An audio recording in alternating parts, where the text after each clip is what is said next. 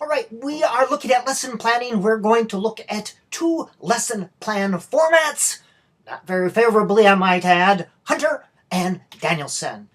First of all, the Hunter lesson plan format or formula, form of direct instruction, teacher-centered. The idea is to transmit knowledge from point A, teacher's head, to point B, student's head, and learning is the ability to remember, replicate, or regurgitate knowledge back to the teacher. Madeline Hunter was another in a long list of educational messiahs. She wanted to fix education, claimed to be a scientific method that if you would follow her formula exactly, if you would just listen, that the teacher was guaranteed to be successful and all students would learn. If you would just follow these simple steps, why don't you listen to me? Objectives, standards, and his word set, teaching, input monology. So lesson plans had to have all of these. And I lived through this nightmare when I had to create lesson plans and try to squeeze it, shoehorn it into this format. Well, today we have more insanity, the Charlotte Danielson framework. It makes teaching overly cumbersome and irrelevant.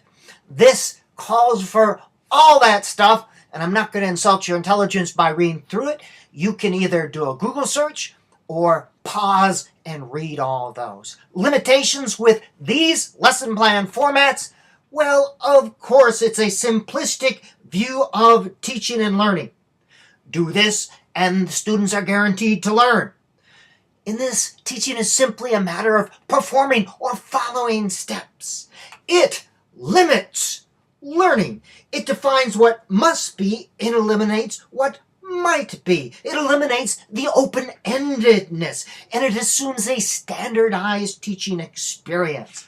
It's a cookie-cutter view of teaching and learning, that all students are the same, you present the same educational slop to the whole class.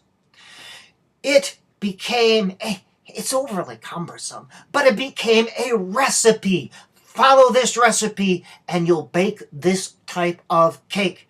And sadly, both of these, Hunter and now Danielson, have become evaluation devices. Even though Danielson says in her original book, it should not be used as an evaluation device. But principals and observers, they latch on to anything that is concrete, whether it is research-based or not. And in this case, not. In this case, not.